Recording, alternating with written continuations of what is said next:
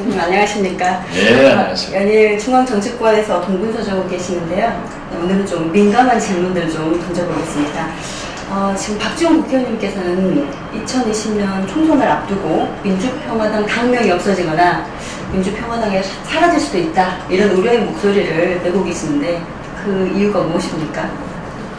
지금 현재 대개 우리 호남을 기반으로 한 민주평화당이 계속해서 문재인 대통령의 지지도가 가장 높기 때문에 그러한 우려를 많이 하고 그런 질문을 많이 합니다.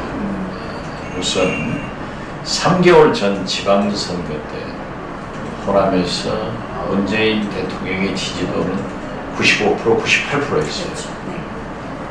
이제 지금은 70%입니다. 그리고 전국에서 최저인 TK, 대구 경북에서는 30%대, 또 PK는 40%대, 충청권은 50%대. 이렇게 해서 지금도 우리 호남 지지도를 가지고 문재인 대통령이 약 56, 7, 8%의 지지도를 나타내고 있는데, 우리 호남을 지지 기반으로 하고 있는 민주평화당에는 그러한 요구가 많고, 특히 이 한국당 그리고 바른미래당의 추이를 보아가면서 다시 양당제로 회귀하지 않느냐, 그런다고 하면 이념이 같은, 우리가 같은 민주당과 평화당은 함께 가야 한다, 이런 목소리가 높기 때문에 정치는 나의 뜻이 중요한 게 아니라 국민의 뜻이 중요하기 때문에 그럴 수도 있다는 가능성을 얘기했지, 특별히 그런 건 아닙니다. 혹자들은 혹시 연정이나 연대를 넘어서 합당을 논의하는 거 아니냐, 이런 목소리들도 나오고 있던데요, 분석들이. 아직까지는 빠르고요.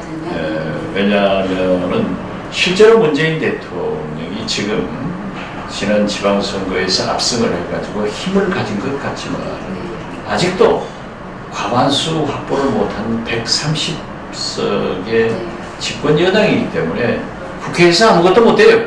개혁입법은 180명 이상 3분의 2가 되어야 되는데 그건 촉탈골급이고, 지금 모든 것을 우리 민주평화당이 도와주어야 가능하기 때문에 대통령께서 말씀하신 협치, 제가 처음부터 얘기한 연정으로의 길은 상당한 가능성을 가지고 있고, 깊숙하게 얘기해 오다가 청와대에서 장관 한두 석 주겠다, 이런 얘기를 해가지고 깨진 상태지만 지금도 저하고는 물밑 대화를 강하게 하고 있기 때문에 정치는 생물인데 어떻게 될 줄 알아요?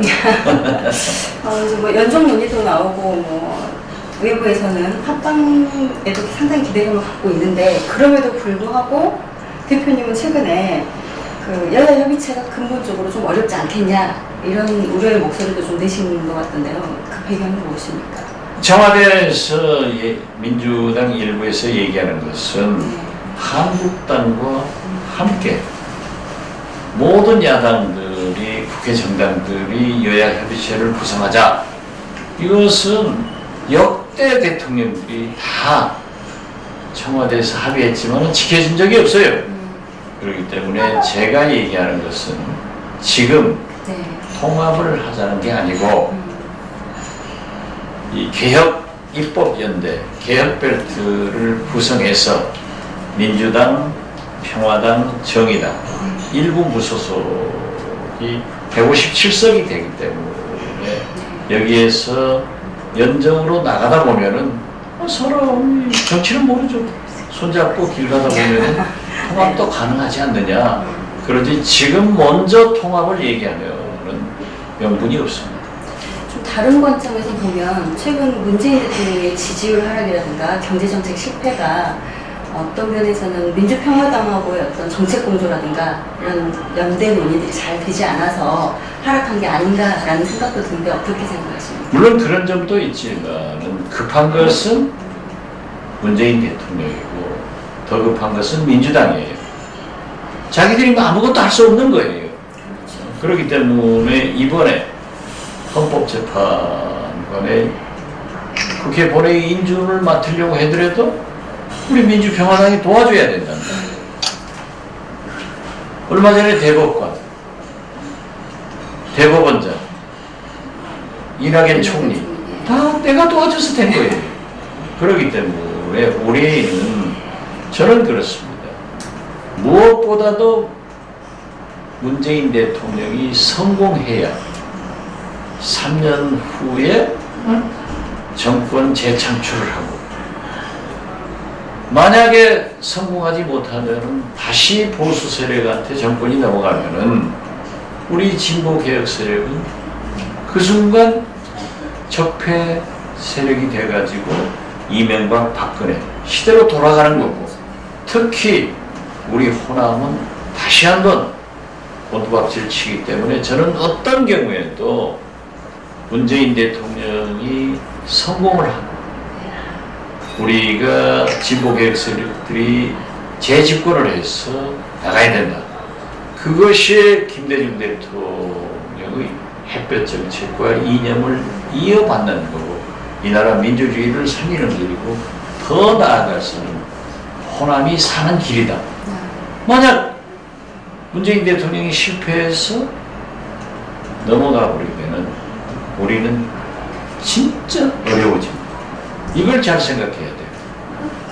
최근 지금 정부 흐름을 보면 최저임금제 도입, 주 52시간 근무제로 굉장히 민심이 악화되다 보니까 문재인 정부가 대북 정책이나 정치 개혁에 드라이브를 거는 게 아니고 노선을 약간 정책 노선을 변경하고 있는데, 경제 정책으로 올인하고 있는데, 오히려 이런 정책 노선의 변화가 국가에 어떤 혼선을 주지는 않을까, 이런 우려하는 목소리도 있습니까? 어떻게 보십니까? 우선 보면은 트럼프 대통령도 30% 지지를 받다가 싱가포르 북미 정상회담 후에 45% 지지를 받아요. 그리고 지금 매일 트럼프 대통령은 김정은 칭찬이에요. 그러니까 40%를 유지한단 말이에요.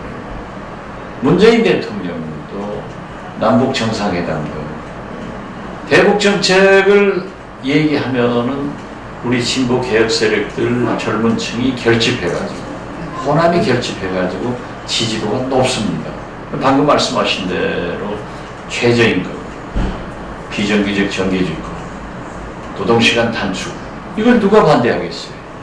아무도 반대할 수 없는 거예요. 그렇지만 대통령이 이런 국정 철학을 제시하고 집행하려고 하면 청와대가, 정부가, 민주당이 대책을 강구했어야 된단 말이에요. 아무런 것도 못하고 있는 거예요. 그냥 대통령 입만 쳐다보고 있는 거예요. 그러니까 깜짝 놀란 게, 이번에도 작년도에는 31만 개씩 매월 고용 창출이 되다가 금년에는 10만 개로 떨어지고, 지난 7월 달에는 5천 개로 떨어졌어요. 그런데 1년 반간의 일자리 창출을 위한 예산, 제가 앞장서서 통과시켜줬어요. 54조가 어디로 갔냐 이거예요. 100만 실업자에게 나눠줬어도 5,400만 원이에요. 그렇게 해가지고도 됐는데, 문재인 대통령이 맨 먼저 일자리 창출 대통령이다. 그리고 상황표를 만들어가지고 매월 보겠다 했는데, 일자리 특위가 지난 1년 반간 회의 2번 하고 5,000명으로 떨어지는 것도 모르는 거예요. 그래서 내가 맨 먼저 상황표 한번 공개해봐라. 이건 책임져야 된다. 거기다가 이번에 소득 슈퍼, 이건 더 큰 거예요. 16분의 1로 떨어져 버렸다. 그러니까 많은 말썽이 있는데, 지금 말씀하신 노동시간 단축만 하더라도 해야죠. 그래야 노동자들도 저녁에 있는 삶을 살 수 있는데, 지금 그 노동자들의 노동시간을 단축해버리니까 특근수당을 못 받아서 급여가 줄었단 말이에요. 그래서 저녁에 있는 삶을 사는 게 아니라 저녁을 굶는 삶으로 가고 있어요. 그런데 목포도 그렇게 문재인 대통령을 지지하던 사람들이 3주 전에 제가 자영업자 서구를 한 명하고 간담회를 가져보니까 저하고도 아주 친한 사람들이 있었어요. 대표님이 그렇게 부탁했지만은 지난 지방선거에서 문재인 대통령 보고 1번 찍었습니다. 네. 그런데 이제 손가락을 잘라버리고 싶습니다. 이 자영업 붕괴가 옵니다. 그런데 이상한 현상이 아직까지 노동자들은 이동을 안 하더라고요. 네. 그래서 지금 현재 자영업 붕괴부터 시작해서 가장 피해를 볼 수 있는 서민들이 결코 이대로 넘어갈 수 없기 때문에 대통령도 정부도 잘해야 된다. 잘하게 하기 위해서는 저도 협력을 하지만 네. 역시 제가 좀 비난을 했더니 왜 지금까지 문재인 대통령 지지하다가 비난하냐. 이 문바들이 그런 문자를 많이 보내요. 항의도 하고. 그렇지만은 잘하는 건 잘한다 하고 못한다는 것은 경각심을 불러일으켜줘야지. 모두가 대통령 잘한다 하면 나라 망해요. 네. 좀 지역적인 얘기를 좀 해보겠습니다. 최근 취임한 목포 김종식 시장을 비롯한 민주당 정치인들이 사실 김대중 대통령 추도식에 대거 불참했습니다. 지역에서는 김대중 대통령이라는 정치인의 자산, 그다음에 김대중 대통령이 이루었던 평화라는 것들이 굉장히 큰 자산인데요. 왜 이렇게까지 됐을까요? 이런 자산들을 왜 잃고 정치인들이 이런 행태를 보이고 있는 것일까요? 제가 좀 답변하기는 거시기한데 그 전날까지 네. 김종식 시장과 평화문화축제 DJ 기념 같이 했습니다. 그런데 저는 의뢰이 올라오시는 것으로 알았는데 오시지 뭐 다른 특별한 일정이 있어서 그렇겠지만은 어떻게 됐든 목포에서 역대 시장이 다 참석했는데 일부 도의원 및 시의원들도 하나도 참석하지 않은 것은 대단히 유감스럽다 이렇게 생각하고 이제 앞으로는 시정이 되지 않을까 이렇게 기대합니다. 그래도 김대중이라는 자산을 지키기 위한 어떤 대안들이 좀 필요할 것 같은데요. 어떤 것들이 좀 필요할까요? 김대중 대통령은 지금 선거 후 날로 세계적 평가와 국민적 존경이 커져요. 또 특히 문재인 대통령께서 햇볕 정책을 이어받아가지고 남북관계 개선을 하고 있고 미국 트럼프 대통령도 비핵화를 위해서 김정은 위원장과 계속 좋은 관계를 유지하기 때문에 바로 그 정책이 김대중 정책이다 해서 평가가 참 좋은데 우리 목포 시민들이 우리 호남 사람들은 긍지를 가지고 그분의 철학과 이념 이런 것들을 이어가도록 우리 스스로가 노력해야 되고 저와 박준영 지사, 정정득 시장 이렇게 협력해서 삼학도에 노벨 평화상 기념관을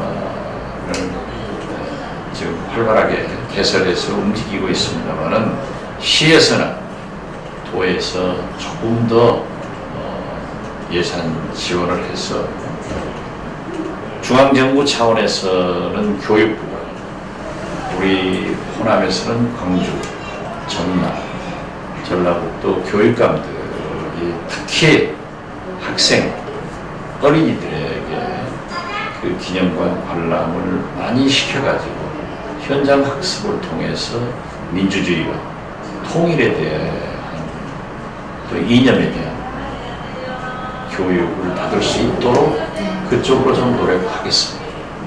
오늘 말씀 감사합니다. 네, 감사합니다.